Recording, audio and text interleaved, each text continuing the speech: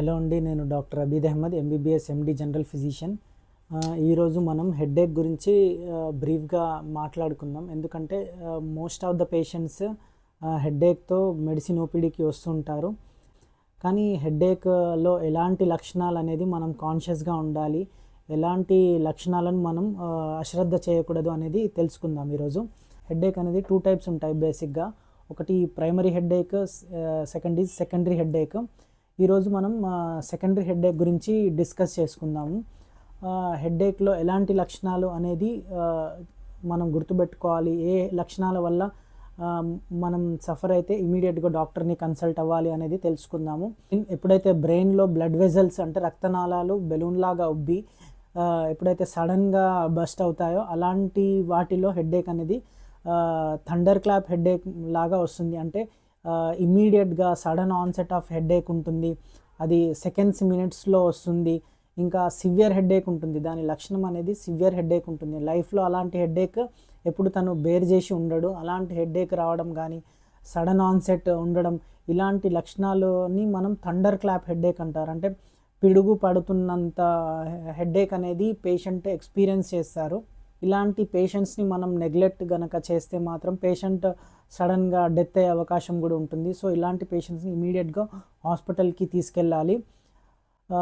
Second, fever with headache. అంటే ఎవరైతే patients ఫీవర్తో suffer అవుతూ సడన్గా ఇఫ్ దే డెవలప్ హెడేక్, వాళ్ళలో హెడేక్తో పాటు వాంతులు అవ్వడము, మెడ అనేది బిగుసుకుపోవడము, కొన్నిసార్లు మూర్ఛ రావడం అంటే ఫిట్స్ రావడం లాంటి లక్షణాలు ఉంటే మాత్రం ఇమీడియట్గా హాస్పిటల్కి తీసుకెళ్ళాలి. ఇలాంటి హెడేక్ని మనం మెనింజైటిస్ ఆర్ మెనింగో ఎన్సెఫలైటిస్ అంటారు. అంటే మెదడు పైన పొరలు ఉంటాయి, ఇవి వాపు రావడం, ఇన్ఫెక్షన్ వీటికి స్ప్రెడ్ అవ్వడం వల్ల ఇలాంటి హెడేక్ ఉంటుంది. ఇట్లాంటి హెడేక్ మనం చిన్నపిల్లల్లో ఎక్కువగా చూస్తుంటాము. ఎప్పుడైతే వాళ్ళలో నిమోనియా కానీ మలేరియా, డెంగ్యూ జ్వరాలు రావడం వల్ల ఈ ఇన్ఫెక్షన్లు మెదడుకు స్ప్రెడ్ అయ్యి ఆ పొరలని ఇన్ఫెక్షన్ వస్తుంటుంది. పిల్లల్లో ఇలాంటి హెడేక్ అనేది ఉంటుంది. సో ఫీవర్ విత్ హెడేక్ అనేది అసలు నెగ్లెక్ట్ చేయొద్దు, ఇమీడియట్గా హాస్పిటల్కి తీసుకెళ్ళాలి. ప్రెగ్నెన్సీలో నార్మల్గా బీపీ అనేది లోగా ఉంటుంది. ప్రెగ్నెన్సీలో బీపీ పెరగడం, వాంతులు కావడం కానీ, ఇంకా కడుపు నొప్పి, కళ్ళు మసకబారడం అలాంటి లక్షణాలు ఉండి తలనొప్పి ఉంటే మాత్రం ఇమీడియట్గా హాస్పిటల్కి వెళ్ళాలి. ప్రెగ్నెన్సీలో హెడేక్ అనేది చాలా ఇంపార్టెంట్ వార్నింగ్ సిమ్టమ్. ఎందుకంటే ఇలాంటి పేషెంట్స్కి సడన్గా ఫిట్స్ వచ్చే అవకాశాలు కూడా ఉంటాయి. ఈ ప్రెగ్నెన్సీలో బీపీ పెరగడాన్ని ప్రీ ఎక్లాంప్షియా అంటారు. ప్రెగ్నెన్సీలో ఫిట్స్ రావడాన్ని ఎక్లాంప్షియా అని అంటారు. హెడేక్ ఇన్ క్యాన్సర్ పేషెంట్స్, ఇలాంటి పేషెంట్స్ చాలా కామన్గా అంటే రోజుల తరబడి హెడేక్ ఉంటుంది. వాళ్ళు ఎస్పెషల్లీ ఎక్కువ సివియర్ కానీ ట్యూమర్ సైజ్ అంటే బ్రెయిన్లో కంతి అనేది ఎక్కువ పెరిగినప్పుడు హెడేక్తో పాటు వాంతులు చెప్తుంటారు. అంటే డైలీ వాంతి చేసుకోవడము, హెడేక్ రావడం, ఇలాంటి కంప్లైంట్స్ అనేవి బ్రెయిన్ ట్యూమర్స్లో ఉంటాయి. ఎస్పెషల్లీ ఇఫ్ పేషెంట్కి క్యాన్సర్ అనేది వేరే చోట ఉండి అది బ్రెయిన్కి స్ప్రెడ్ అయినప్పుడు కూడా ఇలాంటి లక్షణాలు ఉంటాయి. ఎగ్జాంపుల్ లంగ్ క్యాన్సర్లో కానీ, బ్రెస్ట్ క్యాన్సర్స్లో కానీ, ఇంకా ఎనీ క్యాన్సర్స్ మెదడుకు స్ప్రెడ్ అయినప్పుడు ఇలాంటి వాంతులు జరిగి హెడేక్ అనేది రావడం జరుగుతుంది. అలాంటి వాళ్ళని ఇమీడియట్గా డాక్టర్ కన్సల్టేషన్ చేసుకుంటే చాలా మంచిది. Headache in immuno compromised patient అంటే వ్యాధి నిరోధక శక్తి తక్కువ ఉన్న పేషెంట్లో హెడేక్. ఇలాంటి వాళ్ళల్లో క్యాన్సర్ రిస్క్ చాలా ఎక్కువ ఉంటుంది. బ్రెయిన్లో ట్యూమర్స్ అనేవి చాలా కామన్ వీళ్ళలో. ఎస్పెషల్లీ ఎవరికైతే రీనల్ ట్రాన్స్ప్లాంటేషన్ కానీ లివర్ ట్రాన్స్ప్లాంటేషన్ అయిన పేషెంట్స్ ఎప్పుడైతే హెడేక్ చెప్పినా కూడా, లేదంటే స్టిరాయిడ్స్ వాడుతున్న పేషెంట్స్ వాళ్ళు కానీ మనం జాగ్రత్తగా ఉండాలి. వీళ్ళలో క్యాన్సర్స్ వచ్చే ఛాన్సెస్ చాలా ఎక్కువగా ఉంటుంది. ఇంకా వీళ్ళలో ఫంగల్ ఇన్ఫెక్షన్ అనేవి చాలా కామన్.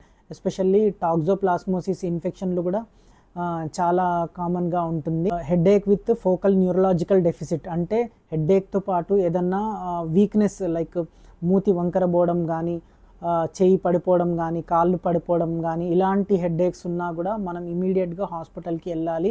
ఇలాంటి పేషెంట్స్లో స్ట్రోక్ వచ్చే అవకాశం అనేది ఎక్కువగా ఉంటుంది. Next type headache with altered sensorium అంటే హెడేక్తో పాటు సోయి తగ్గడం కానీ, మత్తుగా ఉండడం కానీ, ఎక్కువ పడుకోవడం కానీ, ఇట్లాంటి హెడేక్స్ని కూడా మనం అశ్రద్ధ చేయకూడదు. ఇలాంటి వాళ్ళల్లో కూడా సివియర్ ఇన్ఫెక్షన్స్ కానీ సివియర్ డిసీజ్ ఉండే అవకాశం అనేది ఎక్కువగా ఉంటుంది. పోస్చరల్ వేరియేషన్ అంటే పొజిషన్ చేంజ్ చేస్తున్నప్పుడు, బాడీ పొజిషన్ మారినప్పుడల్లా హెడేక్ అనేది వస్తుంటుంది. ఎస్పెషల్లీ మనం ఫార్వర్డ్ బెండ్ అయినప్పుడు, ముందుకు వంగినప్పుడు హెడేక్ ఎక్కువ కావడం కానీ, లేదంటే దగ్గుతున్నప్పుడు తుమ్ముతున్నప్పుడు హెడేక్ ఎక్కువ రావడం అలాంటిది, లేదంటే పడుకున్నప్పుడు హెడేక్ తగ్గడం, ఇలాంటి సిమ్టమ్స్ ఉంటే హెడేక్ విత్ పోస్చరల్ వేరియేషన్ అంటారు. ఇలాంటి వాళ్ళల్లో బ్రెయిన్లో సిఎస్ఎఫ్ లెవెల్స్ తగ్గినట్టు ఒక సిమ్టమ్ అన్నమాట. అంటే బ్రెయిన్లో సిఎస్ఎఫ్ అనేది ఒక వాటర్ లాగా ఉంటుంది. It will protect brain. అలా సిఎస్ఎఫ్ లెవెల్స్ బ్రెయిన్లో తగ్గినప్పుడు మనకి హెడేక్తో పాటు పోస్చరల్ వేరియేషన్ అనేది ఉంటుంది. Headache with change in character.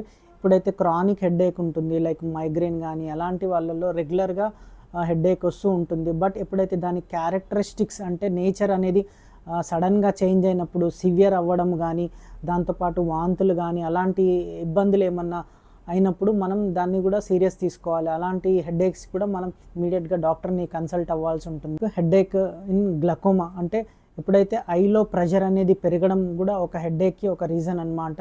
వీళ్ళలో సడన్గా విజన్ లాస్ అనేది జరగవచ్చు. ఇలాంటి పేషెంట్స్ కూడా డాక్టర్ని ఇమీడియట్గా కన్సల్ట్ అవ్వాల్సి ఉంటుంది.